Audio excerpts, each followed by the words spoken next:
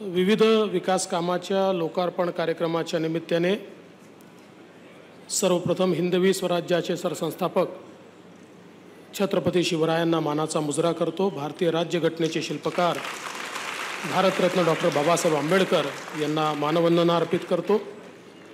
आज ज्यांच्या हस्ते हा सोहळा या ठिकाणी पार पडला ते राज्याचे लोकप्रिय उपमुख्यमंत्री आणि पुणे जिल्ह्याचे पालकमंत्री सन्माननीय अजितदादा पवार, मंत्रिमंडळातील आमचे सहकारी आणि पुणे जिल्ह्यातील आमदार आणि माजी पालकमंत्री चंद्रकांतदादा पाटील, या ठिकाणी मंचावर उपस्थित सन्माननीय खासदार सुप्रियाताई सुळे, या भागाचे लोकप्रिय आमदार श्री भीमराव अण्णा तापकीर, ऑनलाईन उद्घाटनाकरता ऑनलाईन आपल्यामध्ये उपस्थित असलेले आमदार सुनीलजी कांबळे, आयुक्त विक्रम कुमार, मंचावर उपस्थित धीरजजी घाटे, योगेशजी टिळेकर, जगदीशजी मुळीक, हेमंतजी रासळे, वर्षाताई तापकीर, वृषालीताई चौधरी, हरिदास चरवड, दिलीपजी बराटे, त्याचप्रमाणे दीपालीताई धुमाळ, श्री भगवान पवार, श्री गणेश बिडकर, श्री सुशील मेंगडे, श्री सचिन दांगट, ज्यांनी हा सगळा कार्यक्रम घडवून आणला ते श्री अंबर आयरे आणि उपस्थित सर्व भगिनी आणि बंधूंनो, आज अतिशय आनंदाची गोष्ट आहे की या भागामध्ये एका अतिशय चांगल्या मल्टी स्पेशालिटी हॉस्पिटलचं उद्घाटन होतं आहे, भूमिपूजन होतं आहे। खरं म्हणजे हे जे काही हॉस्पिटल या ठिकाणी होतं आहे हे याचं जे फायनान्सिंग आहे, मला असं वाटतं की देशामध्ये पहिल्यांदा अशा प्रकारचं फायनान्सिंग करण्यात आलेलं आहे। मला आठवतं की अंबर आयदे माझ्याकडे आले होते आणि त्यांनी मला त्या काळामध्ये असं सांगितलं होतं की आम्ही जर्मनी आणि नेदरलँड्स यांचं संयुक्त फायनान्सिंग करून अशा प्रकारचं हॉस्पिटल बनवू शकतो।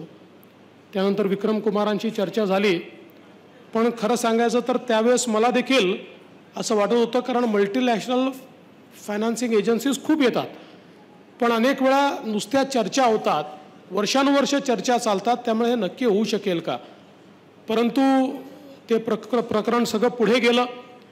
त्यावेळी सुप्रियाताई आम्ही स्पष्टपणे त्यांना सांगितलं की there can be no sovereign guarantee, आम्ही सॉवरेन गॅरंटी देऊ शकत नाही। आणि त्यामुळे हा पहिला प्रकल्प असा आहे की मल्टीलॅटरल फायनान्सिंग आहे, पण त्याच्यामध्ये सॉवरेन गॅरंटी एका पैशाची देखील देण्यात आलेली नाही।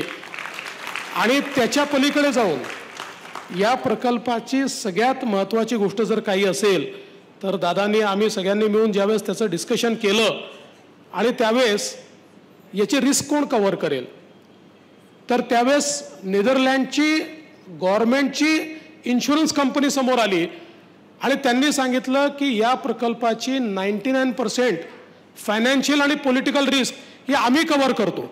म्हणजे हॉस्पिटल तर या ठिकाणी होणारच आहे, पण दुर्दैवाने काही कारणाने जर ते हॉस्पिटल होऊ शकलं नाही, अर्धवट राहिलं, तर त्याचा बोजा हा महानगरपालिकेवर नाही आहे। अशा प्रकारची एखादी दुर्दैवी घटना घडली तर ते सगळे पैसे नेदरलँडची एजन्सी ही त्या ठिकाणी जे काही बँकर आहेत त्यांना परत करणार आहे। म्हणजे मला असं वाटतं की अशा प्रकारचं विन विन फायनान्सिंग यापूर्वी कुठल्याही प्रकल्पाला देशात झालेलं नाही। अशा प्रकारचं हे पुणे महानगरपालिकेच्या माध्यमातून हे फायनान्सिंग या ठिकाणी घेण्यात आलेलं आहे।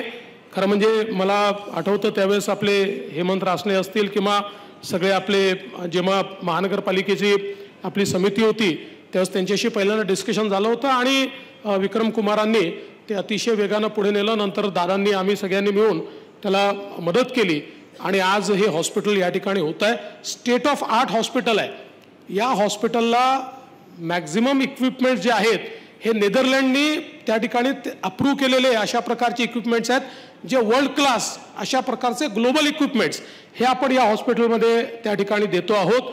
आणि हे सगळं करत असताना मला सांगताना या गोष्टीचा आनंद वाटतो की रेट ऑफ इंटरेस्ट किती आहे, 1.25, 1.25% केवळ रेट ऑफ इंटरेस्ट आहे।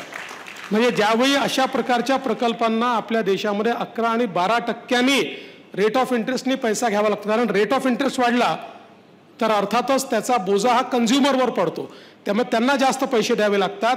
केवळ 1.25% रेट ऑफ इंटरेस्ट अशा प्रकारे हे या ठिकाणी लोन मिळालेलं आहे.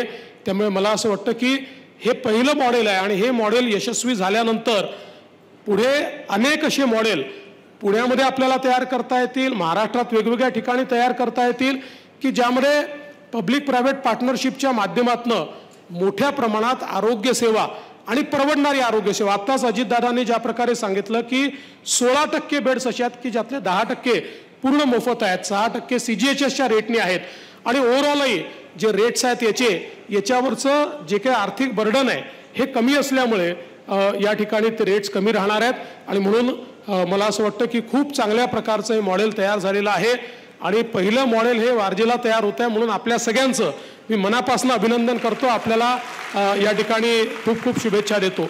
आमच्या भीमराव अण्णांनी या ठिकाणी अनेक गोष्टी सांगितलेल्या आहेत, पण त्यांनी एक मागणी केली आहे पोलीस ठाण्याची. भीमराव अण्णा, मी तुम्हाला आजच आश्वस्त करतो की तात्काळ ती जागा विक्रमकुमारजी द्या आम्हाला, तुम्ही त्याच्यावर रिझर्वेशन आहे त्यामुळे ते तुम्ही हँडओव्हर करा. मी प्रायोरिटी लिस्टमध्ये टाकून त्या ठिकाणी आधुनिक अशा प्रकारचं चांगल्यात चांगलं पोलीस स्टेशन हे तयार करण्याच्या संदर्भातले आदेश त्या ठिकाणी देतो आणि निश्चितपणे एक चांगलं पोलीस स्टेशन या भागामध्ये आपण करूया. मला असं वाटतं की दादांनी सगळ्या गोष्टी आपल्यासमोर सांगितलेल्या आहेत. आज आनंदाचा दिवस हा देखील आहे की आपल्याला माननीय प्रधानमंत्री महोदयांच्या हस्ते आपल्या विमानतळाचं उद्घाटन आज या ठिकाणी करायचं आहे, विस्तारित विमानतळाचं उद्घाटन करायचं आहे. त्यामुळे मी अधिक काळ घेणार नाही, पण सुनील कांबळेंचं देखील अभिनंदन करतो की त्यांच्याकडे भरपूर पाठपुरावा करून त्या जमिनी मिळाल्या आणि आज त्या ठिकाणी देखील रेल्वे उड्डाणपुलं होत आहेत ज्यामुळे ट्रॅफिक सीमलेस त्या ठिकाणी चालू शकेल.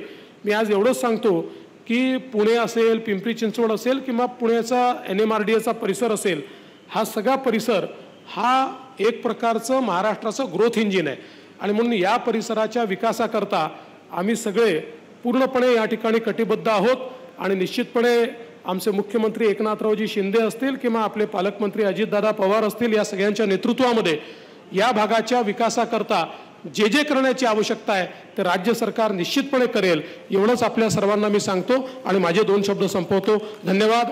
जय हिंद, जय महाराष्ट्र.